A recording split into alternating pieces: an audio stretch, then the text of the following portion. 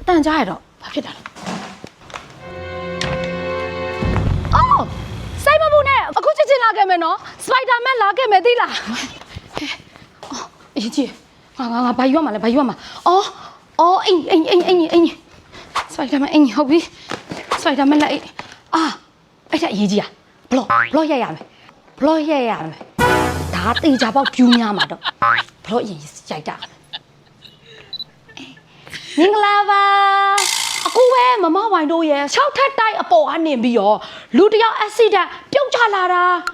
မမဝိုင်သွားပြီးတော့ကဲမှာပါအဲ့တော့အရင်ဆုံး Spider-Man ဝတ်စုံလေးကိုဝတ်မယ်Spider-Man ဝတ်စုံလေးကဝတ်ပြီးသွားပြီနှခမ်းနေဆိုရမယ်ဒီချိန်ဆိုရင်တော့လူတွေအုံပြီးတော့မီဒီယာတွေတောင်ရောက်နေပြီလားမသိဘူးမဖြစ်ဘူးငါအလှဆုံးဖြစ်နေမှာဖြစ်မယ်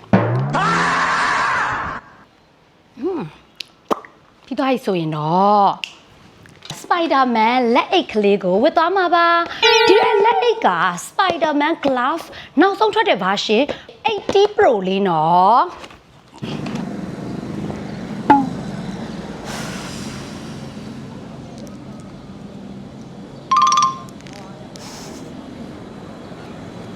unboxing လေးတူတူလုပ်မယ်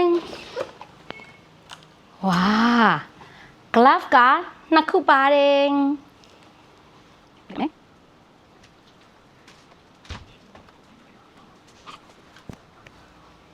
โอเคရပြီလက်နဲ့တက်စင်မယ်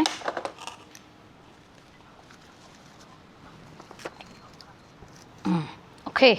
လုံးဝအကျန်းစာကြီးဖြစ်သွားပြီညနေဖုံးလေးတက်မယ်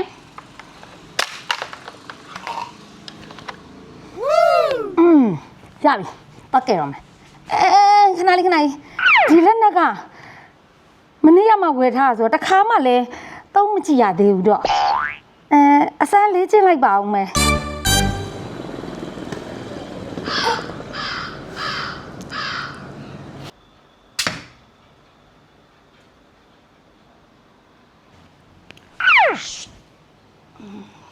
လုံးကောင်းတယ်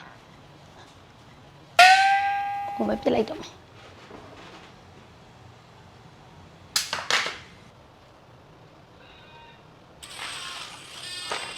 ဝါဒီလိုဆိုရင်တော့ငါလူသွားကဲလို့ရပြီဟဲ့မသေးနဲ့ဦးနော်စပိုက်ဒါမန်အခုဆင်းလာပြီသိလားအခုဆင်းလာပြီ